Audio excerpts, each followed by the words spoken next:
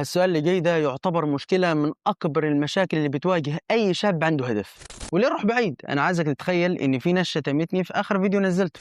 في الفترة اللي كانت الدفعة بتاعتي بتمتحن في ثالثة ثانوي، أنا كنت زعلان ومخنوق جدا. نخش بقى على الدلع. الركن الهادي بيسألني مواصفات فتاة أحلامك. السلام عليكم ورحمة الله وبركاته، وأهلا وسهلا بكم في تاني فيديو Q&A على القناة. طبعا انتوا عارفين ان الفيديو ده مش مجرد أسئلة وأجوبة، ده يعتبر مؤتمر صحفي بمناسبة اني كبرت السنة، او في الحقيقة والله انا كبرت السنة، يعني انا فعليا قربت للموت اكتر. فعلى العموم انا شخص لا احتفل، يعني لكن طبعا اقبل الهدايا، تهادوا وتحابوا ما فيهاش كلام. فخلونا بقى كده ايه، نفرفش ونطلع من جو الدراما اللي انا عامله ده، ونشوف ايه اللي شاغل بالكم وندخل في الموضوع على طول. يلا بينا.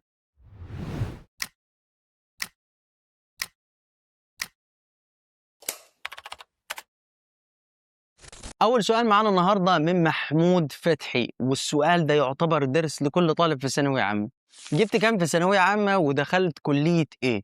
وكمان سؤال بعده بيقول اللهم بارك، أنت إنسان خلوق ومحترم جدا وكنت شاطر اللهم بارك. عندي سؤال، ليه ما دخلتش الكلية؟ ماشي. إجابتي على أول سؤال اللي هو جبت كام في ثانوية عامة، فأنا ما جبتش ولا حاجة. لأني ما دخلت الثانوية عامة أصلا. أنا بعد ما خلصت تالتة إعدادي كان عندي خيارين، إني أدخل ثانوي عام أو أدخل ثانوي تمريض. فصليت ساعتها استخارة، وسبحان الله توجهت بعدها إني أقدم في ثانوي تمريض، مع إني من صغري حاطط قدامي الطريق العادي اللي هو حضانة، ابتدائي، إعدادي، ثانوي عام، كلية زي أي حد. لكن سبحان الله قدر ربنا كان إني أدخل ثانوي تمريض. وهنا في موقف عايز أحكيه بمناسبة يعني إن في امتحانات ثانوية عامة وكده. في الفترة اللي كانت الدفعة بتاعتي بتمتحن في ثالثة ثانوي، أنا كنت زعلان ومخنوق جدا. كنت باسمع أصحابي بيتكلموا عن الامتحانات، وعن سهولة العربي مثلًا، أو عن صعوبة الإنجليزي وغيره. فكنت ساعتها أقول طب ليه عملت في نفسك كده؟ مش كان زمانك معاهم دلوقتي، مش كان زمانك جبت مجموع عالي ودخلت كلية قمة. المهم عدت الفترة دي وخلصت تالتة، خلصت اللي هم ال3 سنين بتوع التمريض، وخلصت كمان معاهم اللي هم سنتين معهد فن صحي، اللي هو بعد ثانوي تمريض. وفي آخر سنة من المعهد أيقنت إن الطريق اللي ربنا اختاره لي كان أفضل مليون مرة من الطريق اللي أنا كنت عايزه. ومش باقول طبعًا إن الثانوية العامة وحشة، بالتأكيد لأ، دي أساسًا يعني هي الأصل، والباقي يعتبر بدايل. لكن اللي عايز أوصله لك إن الطريق اللي ربنا بيحطك فيه لازم ترضى بيه وتؤمن إنه الخير ليك، حتى لو مش ده الطريق اللي أنت كنت راسمه في خيالك. أما بخصوص ليه ما دخلتش كلية، فأنا برضه كان هدفي إني أكمل كلية، بس بصراحة كنت متردد. وساعتها يعني كنت مخلّص امتحانات ومستني النتيجة، وبافكّر أكمّل والّا لأ. فصلّيت استخارة، وبعديها بفترة النتيجة ظهرت، وسبحان الله ما لقيتش في التنسيق مكان يقبلني، وأقل مكان كان الفرق بيني وبينه درجة واحدة. لكن ساعتها والله يا شباب كنت حاسس بشعور رضا غير طبيعي، وسبحان الله يعني أنا النهارده باشوف إن عدم دخولي الكلية كان منحة من ربنا سبحانه وتعالى، وأفضل بكتير من لو كنت دخلت. وده طبعًا مش تقليل من شأن الكلية، لكن أنا متأكد يعني إن ده هو الأفضل والأصلح ليّا. فنصيحة من أخوكم يعني اللي مجرّب ده كلّه، ارضوا بالأقدار، واعرفوا إن يعني إيه الطريق اللي ربنا سبحانه وتعالى بيمشّيك فيه هو الحكمة، بس أحيانًا إحنا اللي بنحتاج وقت علشان نشوف. السؤال اللي بعده بيقول أنا شخص بامُر بأصعب الأوقات الفترة دي ومش عارف أعمل إيه، تنصحني بإيه؟ كل سنة وأنت طيب وسنة سعيدة عليك إن شاء الله. حبيبي، حبيبي يا غالي، ربنا يكبر بخاطرك. بما إنك بتمُر بفترة صعبة فعايز أقول لك إني حاسس بيك جدًا، وعايز أقول لك كمان إنك لازم تقتنع إن الضغط ده طبيعي جدًا في رحلة الحياة. الطبيعي إننا نمُر بأيام نحس فيها إننا تايهين، أو إن الحمل تقيل علينا، بس برضه الطبيعي إننا نقتنع إن دي مش نهاية الطريق، دي مجرد محطة، يعني محطة صعبة هتعدي. وكمان عايزك تعرف إن ما فيش شعور بيدوم، لا الحزن ولا الفرح ولا الضيق ولا حتى الحيرة. زي ما الأيام بتعدي وهي حلوة، بتعدي وهي صعبة كمان. فنصيحتي ليك حاول دلوقتي تاخد خطوة لورا وتهدى، يعني افصل، افصل وركز بس في يومك النهارده. مش لازم يعني تحل كل مشاكل الدنيا في لحظة، لأن ممكن أحيانا يكون الحل بس إننا نبطل نضغط على نفسنا وندي روحنا فرصة ترتاح. فاستعن بالله، أنت قوي وأقوى مما تتخيل كمان، وقدرت بفضل الله إنك تتجاوز حياة كتير قبل كده، وإن شاء الله هتتجاوز حياة كتير في المستقبل، وإن شاء الله هتتجاوز برضه. فما تقلقش يا صديقي، إن شاء الله الفترة دي هتعدي وهتبقى مجرد ذكرى علمتك حاجة جديدة عن نفسك. السؤال اللي جاي ده يعتبر مشكلة من أكبر المشاكل اللي بتواجه أي شاب عنده هدف.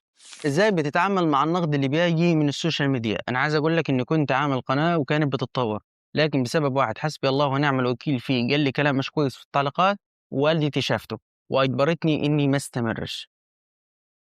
بص يا صديقي، يعني أولا حسبي الله ونعم الوكيل في كل حد بيأذي حد بكلمة، وخصوصا لما الأذى ده يوصل لأهالينا. أنا حاسس بيك جدًا، وعارف إن الموقف ده بيحرق الدم، وبيخلّي الواحد أصلًا ييجي له إحباط. بس خلّيني أقول لك أنا باعمل إيه لمّا بانزّل فيديو وييجي حد يرمي لي كده كلمة سِم في التعليقات. أول حاجة بتيجي على بالي حكمة الغربال والإبرة، ودي حكمة جميلة جدًا. بتقول إيه؟ يُحكى أن غربالًا انتقد إبرة لأن بها الثقب. تخيّل، بالله تخيّل، غربال كُلّه خرام وعيوب، سايب عيوبه كلّها ورايح يمسك في ثقب الإبرة الوحيد اللي هي أصلًا معمولة علشانه. ده بالضبط حال معظم الناس اللي بتنتقد على السوشيال ميديا، بيبقوا هم مليانين عيوب، بس بيدوّروا فيك على أي غلطة علشان يفرّغوا فيها طاقة الغِل اللي جواهم. ثانيًا، الناس مش هتتّفق عليك وده طبيعي وأنت لازم تقتنع بكده. خلّي عندك قناعة تامة إن البشر ورضاهم غاية لا ولن تُدرك. يا عم ده الناس ما اتّفقوش على النبي صلى الله عليه وسلم ولا على الأنبياء عمومًا.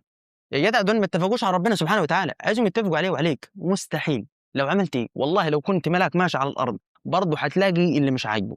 فريح نفسك وما تحاولش ترضي حد على حساب هدفك. ثالثا، النقد ده جزء من الرحلة. عايز أقول لك سر، أنا من أول يوم بدأت فيه وأنا بيتم نقدي. علشان أكون دقيق معاك، نقد اليوتيوب جاء متأخر شوية، لكن بسم الله ما شاء الله الفيسبوك من أول يوم من أول يوم، وفي ناس بتشتم في الخاص. يعني طب ليه؟ ما تعرفش. لكن الحمد لله النهارده وصلنا لمرحلة متقدمة، يعني الشتيمة والله بقت على العلن. وليه أروح بعيد؟ أنا عايزك تتخيل إن في ناس شتمتني في آخر فيديو نزلته، لما كنت بنصح الشباب إن الغش غلط وبيضر. وخد بالك يعني خد بالك من التناقض التناقض عجيب. يعني حتى الحق بيجي في ناس بتهاجمه. فلو أنت مستني الناس تسكت والله هتستنى كتير جدًا، أو هتستنى كتير قوي. فنصيحة من أخوك، اتعامل مع النقد بالتجاهل التام. يعني عايز أقول لك والله العظيم سبحان الله، ربنا يصلح الحال. يعني اتعامل مع النقد بتجاهل تام، ما تلتفتش ليه، يعني ما تردش وما تعبّرش. طول ما أنت بتعمل حاجة بترضي ربنا ومقتنع بيها وما فيهاش حاجة تقلل من دينك وقيمتك، يبقى كمّل فُكّك. وبالمناسبة أنا عارف إن والدتك يعني خافت عليك وده طبيعي علشان هي بتحبك، بس أنت ممكن يعني تثبت ليها إنك بتقدّم محتوى محترم له قيمة ورسالة. فارجع، يعني ارجع كمّل وخلّي نجاحك هو اللي يرُد على أي حد يحاول يكسّر مقاديفك. الطريق طويل يا صديقي، وما ينفعش شوية كلام ما لهمش لازمة من ورا شاشة يوقّفوك. السؤال اللي جاي ده خاص بلجان الامتحانات. أسامة محمد بيسأل سؤال: أنا لو في لجنة كلّها فشلة والمراقب سايب العيال بيغشوا من الموبايل وبيتشاوروا، وأنا باحل وعارف 100% إنّهم بيحلّوا صح، وأنا باحل سمعتهم بيغشوا ولقيت أسئلة حليتها غلط وعدلت إجابتي، كده حرام أصلي ماليش ذنب. بُص يا صديقي، العلماء لمّا اتكلموا في النقطة دي وضّحوا فرق جوهري وهي النية. طالما أنت قاعد بتركيزك في ورقتك ومش قصدك تتصنت عليهم ولا بتحاول تفتح ودانك علشان تلقط إجابات، فده لا يعتبر غش لإنك مش متعمد. أنت كنت في حالة تركيز وسمعت حاجة من غير إرادتك، وعدلت إجابتك. بس خُد بالك، أهم حاجة إنّك تكون مركّز في ورقتك ومش بتتصنّط ومش بتتصنّع، يعني مش بتتصنّع وعايزهم يعلّوا صوتهم علشان تلقط أنت الإجابة، تمام؟ وربنا إيه الجملة اللي أنا كنت هاقولها دي؟ وربنا يوفّقك يا غالي ويصلح الحال.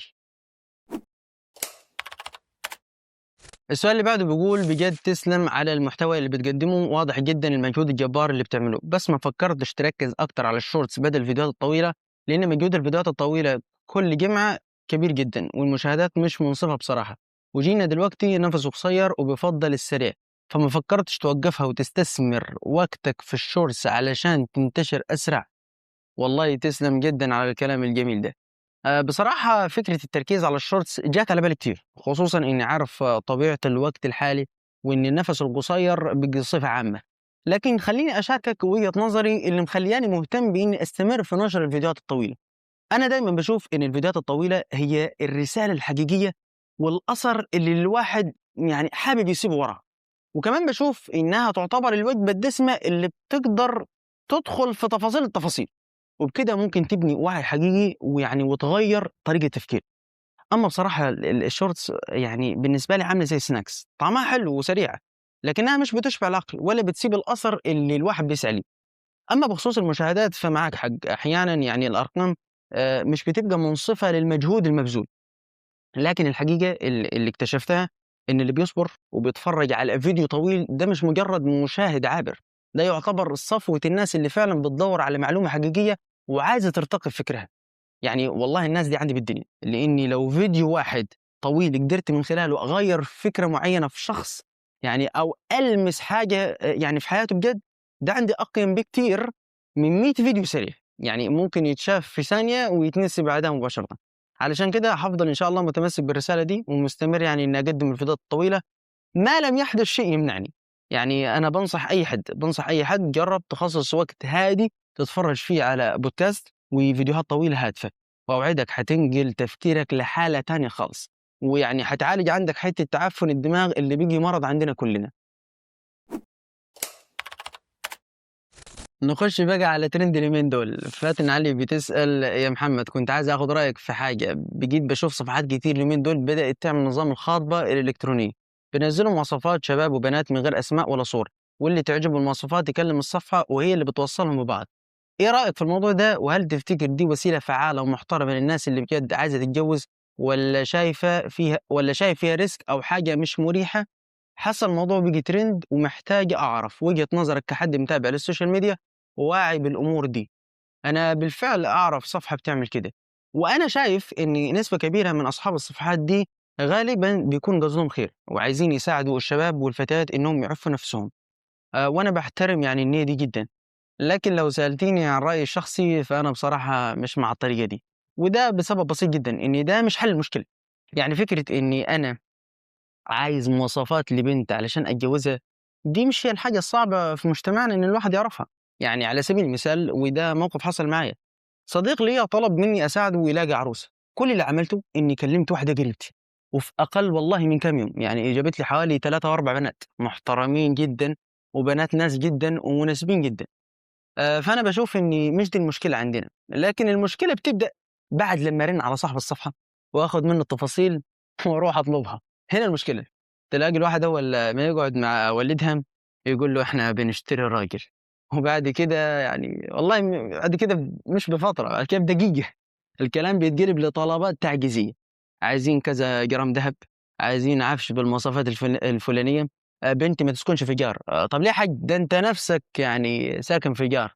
يقول لك: لأ، يعني أنا عايز بنتي، عايز أطمن على بنتي.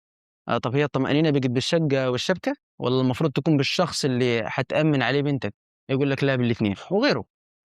يبقى المشكلة مش في الخطبة الإلكترونية ولا في نقص العرايس والعرسان، المشكلة في ثقافة التكاليف اللي مصعّبة الجواز. لو عايزين بجد نحل المشكلة يبقى لازم نشوف إيه اللي مصعّب الدنيا، يعني نفُكنا من البوكسات والتفاهات ونخفِّف يعني الشبكة والمهر والطلبات الخيالية على الشباب. وطبعًا أنا مش باعمِّم، يعني اللي مقتدر وقادر يعمل ده براحته، لكن كلامي موجه للي بيصعّبوا الأمور على شباب لسه بيبدأ حياته. فاللي أنا شايفه إننا بدل ما نركّز على توفير العرايس، خلّينا نركّز على تيسير الحلال. يعني دي وجهة نظري، وتاني هاقولها، أنا مش باقول إن اللي بيعمل كده وِحِش، بالعكس ده نيته كويسة، لكن لو استعمل الموضوع بالشكل اللي قُلنا عليه هيكون أفضل مليون مرّة وجايز يحل المشكلة. السؤال اللي جاي ده إجابته هتحل ليك مشاكلك كلّها. السلام عليكم، أنا دلوقتي باتكلّم مع واحد قريبي كأصحاب، بس ما فيش واحد في نيته حاجة من التاني، فأنا مش عارفة هل كلامنا مع بعض فيه حرمانية والّا لأ؟ ممتاز. طبعًا أنتِ لو جيتِ تسألي أي حد من الجماعة المتشددين اللي بنشوفهم على السوشيال ميديا هتلاقيه بيقول لك حرام.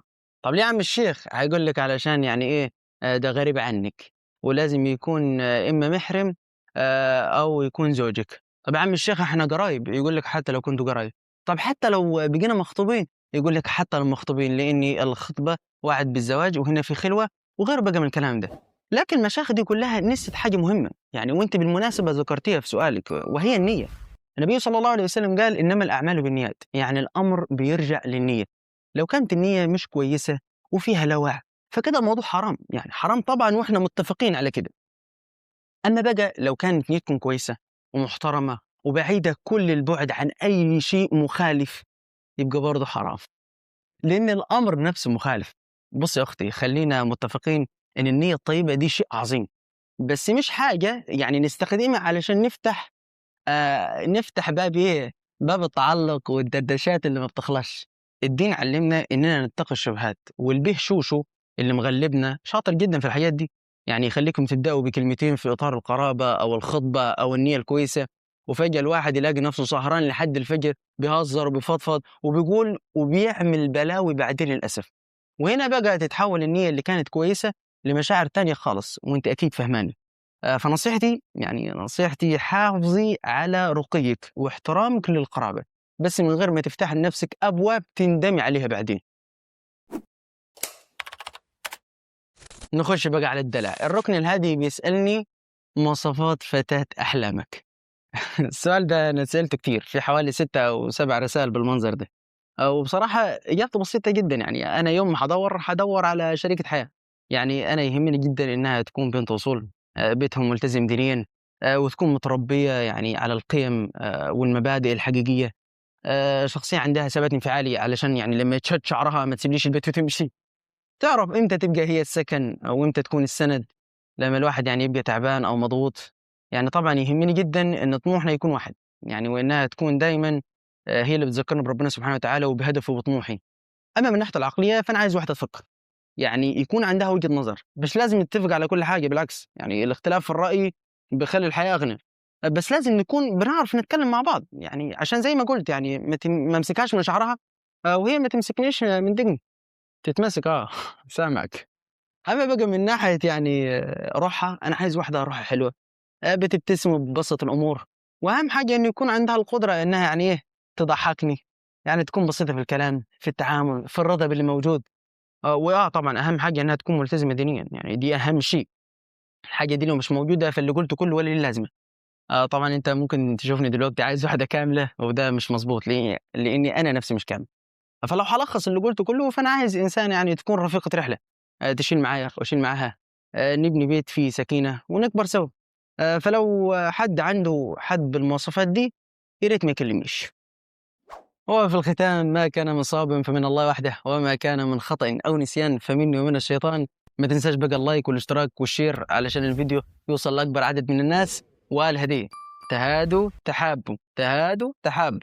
دمتم في أمان الله والسلام عليكم.